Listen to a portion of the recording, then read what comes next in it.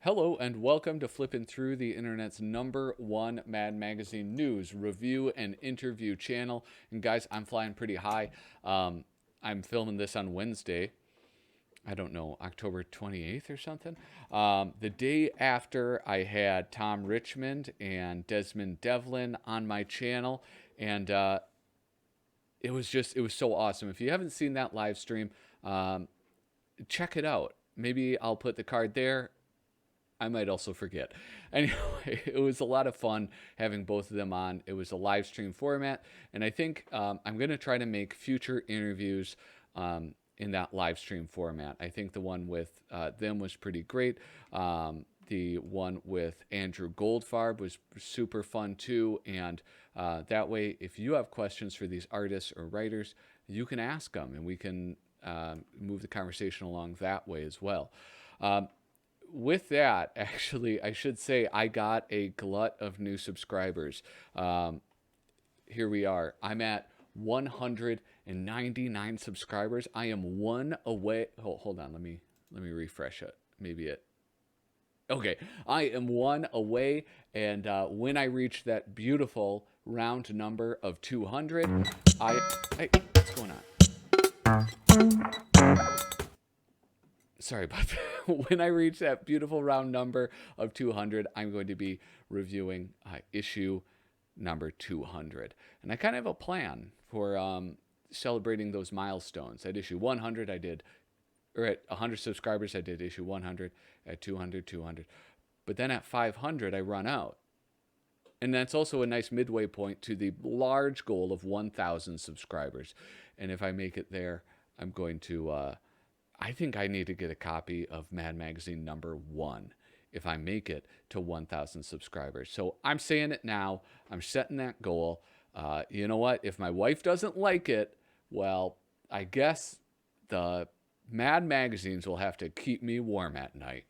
Anyway, enough of that. Actually, one more thing. Like, subscribe, and share this video out. I really appreciate it. There's no other way that I get to 199 subscribers without you sharing this out and being so supportive. So thank you.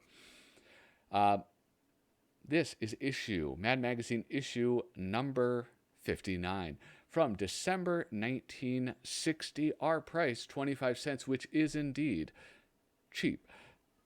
This is a special Halloween episode. One of the beautiful, beautiful covers. I'm trying to see if there's a signature on it. I don't know. Who is this? Who did this cover? Is it Kelly Freas? I don't know. For some reason, it does not scream Mingo to me. I could be wrong. We'll find out. But yeah, just the lovely... what is that guy called? This... Oh, I don't know. I'm going to make a fool if I try to guess it. And here's this. The dial so bad. This is like...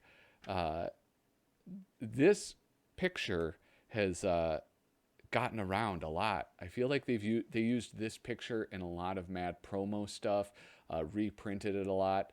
It is just fantastic. This isn't...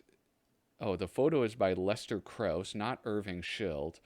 I forget who this guy is. I wonder.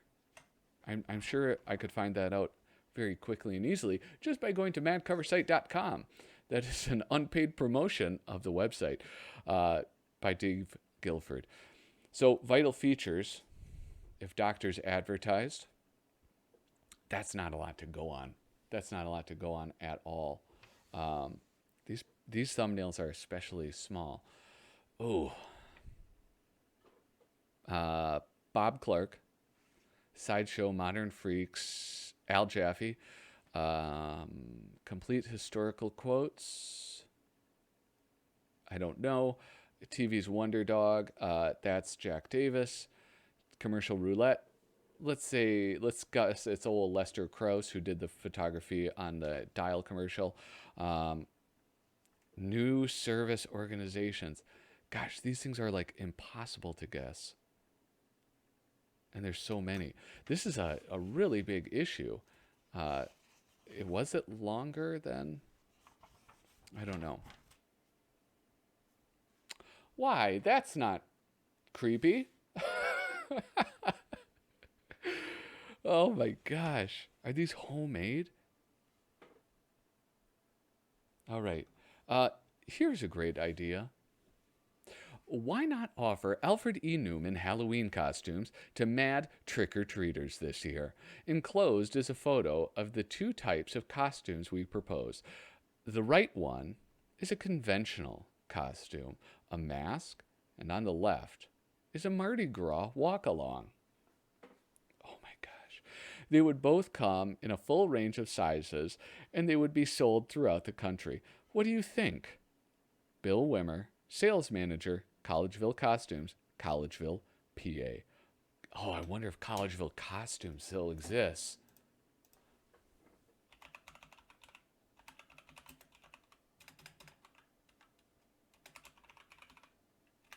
Collegeville Costumes.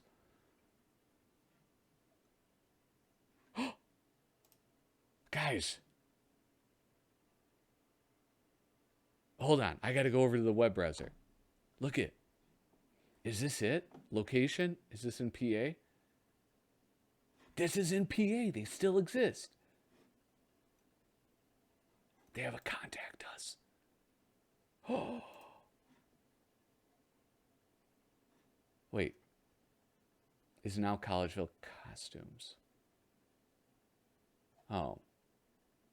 Is this just okay? Listen, I'm going to do a little bit of research because that'd be so cool. I wonder if these could be tracked down. I imagine that this person saved this. That's amazing. Anyway, well, Mad responds. Well, you know darn well what we think since we signed the contract months ago. What a sneaky way to get us to plug the costume so readers will know they're available. Ed. See, I didn't even get the pun. I should have kept reading. I'm gonna investigate this. All right, I'm gonna investigate Collegeville Costumes. But those are disturbing, I think, especially this one, the Mardi Gras walk along. Ooh, if Doctors Advertised. Bob Clark, I called it. Um, Today, as always, in nose jobs, it's what's up front that counts. The big difference is tilted end, and only Dr. Winston does it. Wouldn't that would be kind of bizarre if they advertised? But I feel like, I mean, do doctors advertise? I don't know. Maybe they do now. Know the real joy of good liver.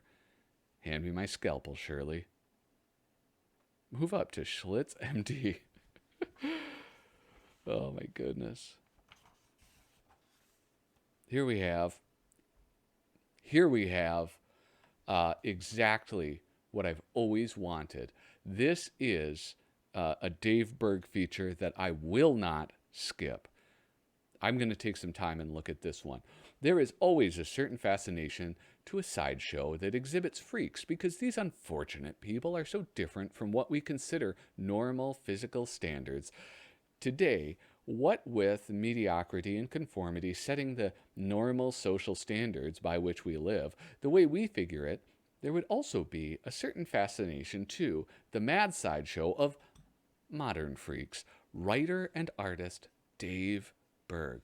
Now, I guess if you want to know my aversion to Dave Berg and the lighter side, I think all you really need to see are these illustrations. And there is such variation in the characters. There's such, I mean, look at this. The way you can see how he's putting the weight on his front foot. And he's bowed out like that. This like odd grimace. It's just fantastic. The posture, the weight of things. He is an incredibly talented artist. So what happened? Like, look at this. This is an amazing drawing. Oh, I guess I should maybe read these. Sydney, the stubborn shopper, captured at a busy bakery. Peculiar characteristic. Whenever he enters a store with a take a number system, he refuses to take one. Cookie, the considerate teenager, captured at her homework. Peculiar characteristic. Limits her phone conversations with girlfriends and boyfriends to 3 minutes. Here we have Ursula, the tolerant wife. I mean, look at this. This whole thing is beautiful. I like this, the crowd of onlookers jeering. I mean, look at the variation in all of them. It's beautiful. And you can still tell it's him, right? Like, even when you look at if you know it's him, you can see his style still and how that kind of carried into the lighter side of. But this is just so perfect. Anyway, Ursula, the tolerant wife, captured kissing her husband. Peculiar characteristic, has many chances to say I told you so to her husband, and doesn't. Maud, the abnormal mother, captured at a PTA meeting, does not think that her child is especially bright or even talented. That's me. That's me about my own kids. Oh my goodness. But this is this old, like, late 50s, early 60s, or I don't know if he was writing. I know, what is this? This is 1960 this came out, right? So presumably he was writing in the late 50s too, and illustrating. But there's just not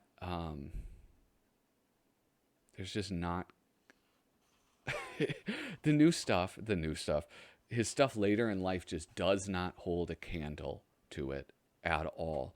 And I really don't like that he got just, I don't know if he was pigeonholed or he pigeonholed himself into the lighter side of complete historical quotations, including those famous lost words. George Woodbridge. Yeah, I love that Woodbridge style. We see that great use of the duotone. I believe it's duotone. I always use the wrong phrase. But look at that. That's a beautiful portrait of Teddy Roosevelt. Teddy Roosevelt, I'm going to read this one, didn't exactly say, speaks softly and carry a big stick. What he really said came out like this: Daddy, I'm going down to ask Cook for some ice cream. What happened to this kid's eyes? Bully, give me some too, but I don't want your mother to know. She's got me on this blasted diet, so sneak down, speak softly, and carry a big sticky gooey sundae back here to my room. All right, that's kind of cute. Commander Lawrence and don't give up the ship. General MacArthur. This is fun. I like this concept. Who wrote this? Writer Gary Belkin. I don't know that name strikes a familiar chord. But I like George Woodbridge flexing his artistic muscles, drawing in the different styles in one panel. I think it's pretty fantastic. Did George Woodbridge ever do comic strips? Anyway. Al Jaffe, writer, artist Joe Orlando. The Polydent commercial. Denture wearers. There's no longer any need to wear offensive denture breath. To fear. New Polydent denture cleanser kills odor-causing bacteria on contact. Just place a heaping teaspoon of new Polydent into a glass of water, then simply drop in your plates like this. Idiot!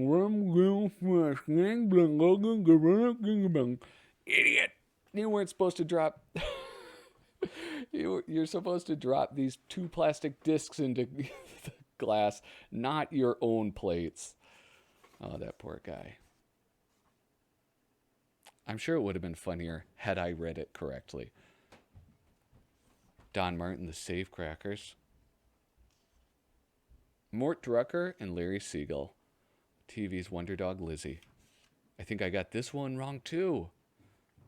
This was before Mort Drucker got his signature style. This is when, I mean, can you blame me for mistaking this for Jack Davis?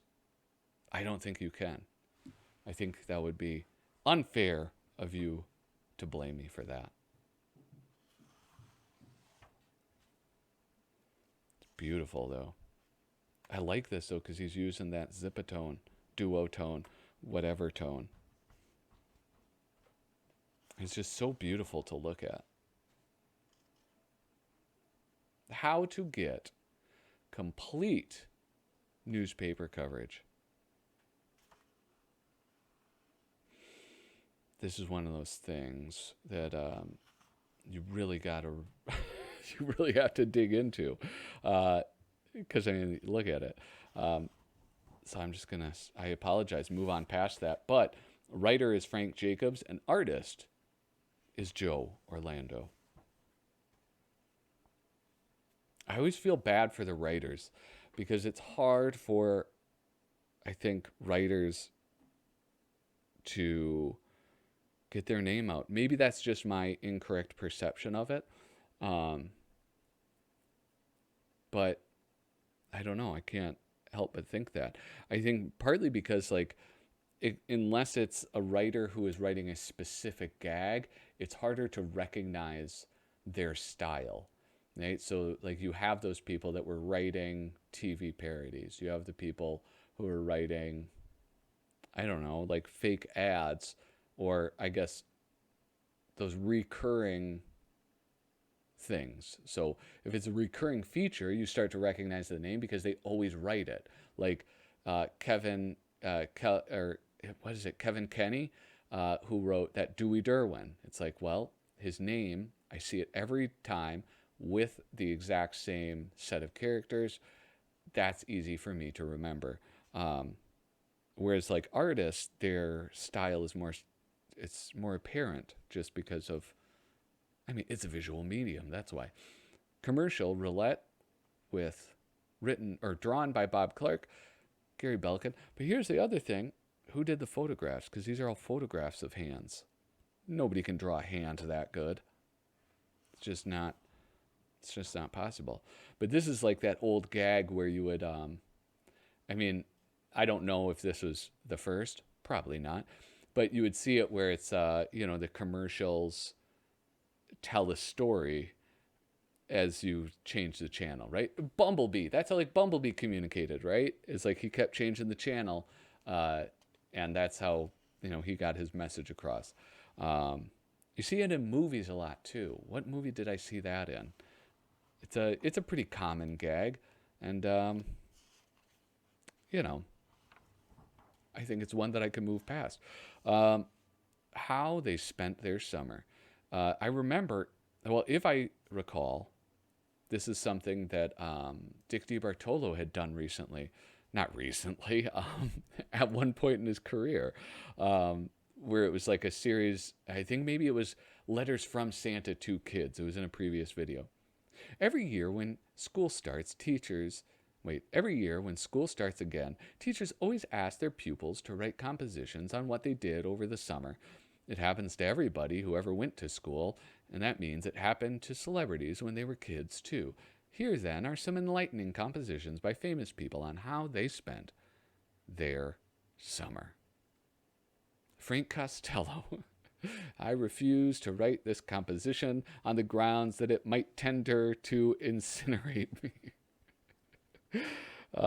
Shirley Temple. I should probably zoom in on these so you can actually read along if you are so inclined. Shirley Temple. Oh, young Robert Hope. I'm going to read Robert Hope's. No, I'll read Shirley's. Shirley Temple, September 12th, 1936, How I Spent My Summer. My summer. I can't do a Shirley Temple impression. I spent my summer working as usual. I worked in two pictures in which I starred. I worked hard. It is hard work to be a star like I am and dance and sing and smile with dimples and be cute so I can be the country's number, number, number symbol one box office. I guess all my summers will be like this until I grow up, which they won't let me do because it isn't in my contract. Actually, I did not have a vacation this summer because I still had to go to school, kind of. I had to keep taking my dancing lessons and singing lessons and cuteness lessons. That's very good. It is somewhat depressing, though, to think about. Who was it? There was like an actor. Was it like the Mickey Rooney act or something? Where one of those child actors from way back in the day. Was it that guy Blake, Edward Blake Law or something? Where anyway, his parents took all of his money. He had no money from all of the work he did for Little Rascals or something. Spanky's Law, maybe that's it. Sidney Skolsky, I have no idea who that is, so I'm not going to understand the joke. Oh, I got a tear in this cover. I'm going to zoom out, then we're going to move on. New service organizations for a lazy America. Writer Frank Jacobs. Wait, who wrote this one? Gary Clark. Bob Clark, Gary Blevin. New service organizations for a lazy America.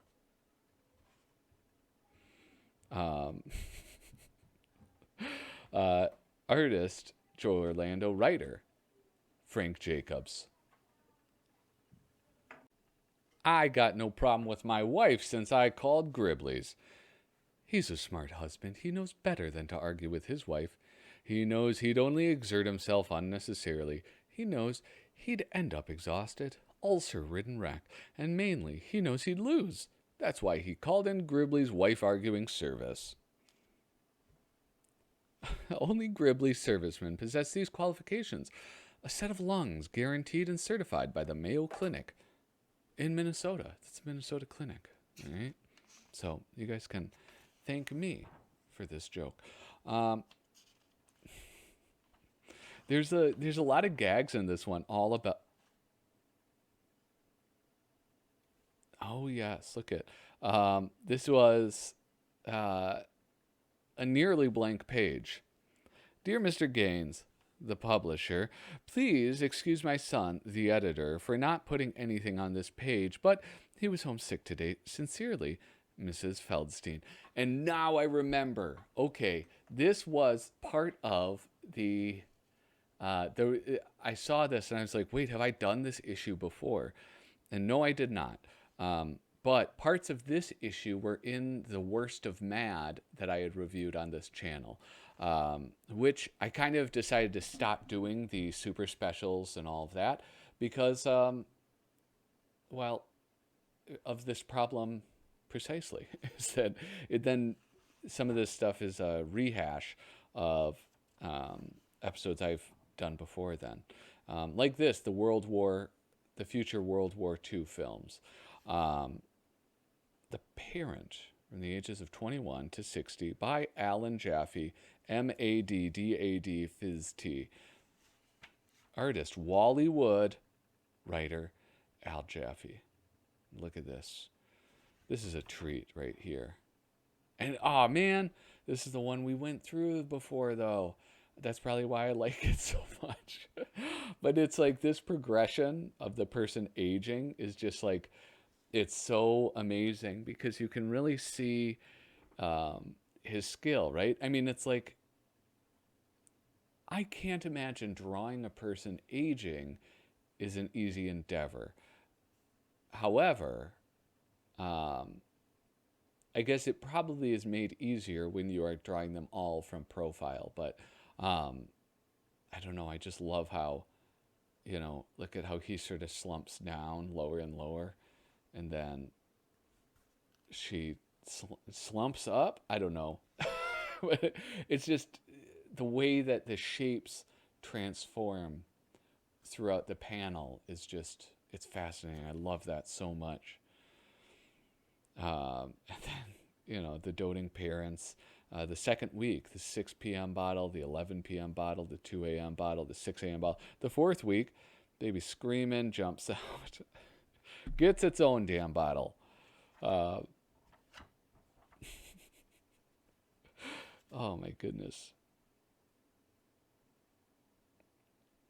Oh, I want to look at this because this is really, this is a super, at least, in my untrained eyes, right? Like, look at how complex this panel is. I mean, not only do you have, like, you have his illustration, and then you have two types of, like, you have the screen tone, the duotone or duo shade. You have, like, multiple patterns layered on top of each other. You have the illustration. You have the shading on his face. You have this. Oh, this pattern on the couch is just his own making. Like, those are just hash marks that he had done. But yeah, it's just beautiful. And then look at how he's used, is that like whiteout over the duotone to give the illusion of like blowing snow. It's just beautiful, beautiful stuff.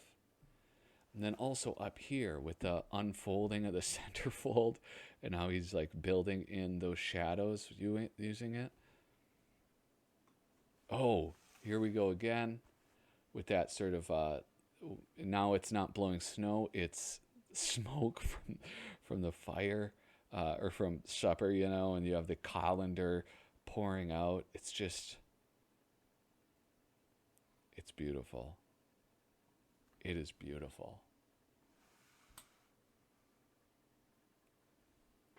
Hey, if anybody knows of like a little dial thing that I could hand control the zoom, that'd be amazing.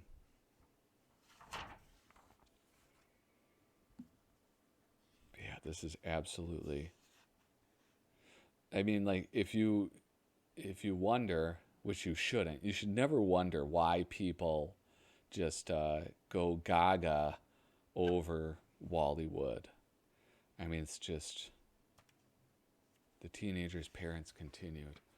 I mean, look at this. During the lecturer phase, parents of teenagers will often go through some weird and frightening physical changes. Here are some interesting ones to look for. Dad, I've got a serious problem. Can we have a man-to-man talk about it? I don't even know what that reaction is. Daddy, I had a little accident with the car. It's like the 7 stages of grief. Yeah, what? But this is that, like, that transformation of the face, right? It's like the same person, just like melted down. Ma, I decided to start smoking. I remember my dad told me a story of when he started smoking in high school. And one day he came home and there was an ashtray in his room. His mom just thoughtfully put an ashtray in his room. I think that that's understandable.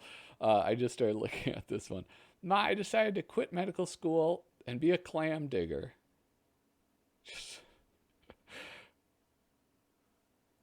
the way it ends is just beautiful. I absolutely love it. Mother and dad, we're married.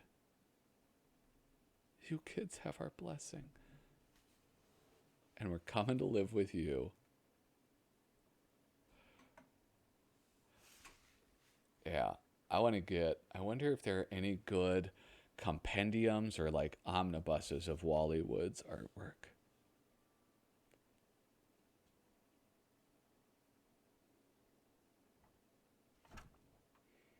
What is this? Oh, what was I looking at? Yeah, I think that when they published this in the worst of MAD, I think it was an abridged version. I think a lot of this stuff was left out. And here we have Don Martin Department number 2. Oh, they cheated him. Oh, I love these little illustrations right here.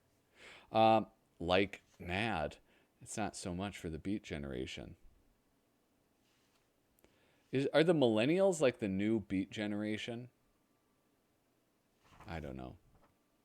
I'm asking for a friend. Oh, tear. Damn Whenever you go, you'll look better in an Arrow shirt. Photographed in Cuba for Arrow. Kelly Freeze. This being, when was this? This is 1960. So yeah, this is shortly after Batista was overthrown in Cuba. And, you know, Castro and the boys were cleaning house. That's not funny. Anyway, thank you so much for watching. I hope you enjoyed flipping through this special Halloween issue, which did not really have any Halloween content in it. Anyway, thanks so much for watching. Remember, hit like and subscribe and share this video out. And with that, toodaloo.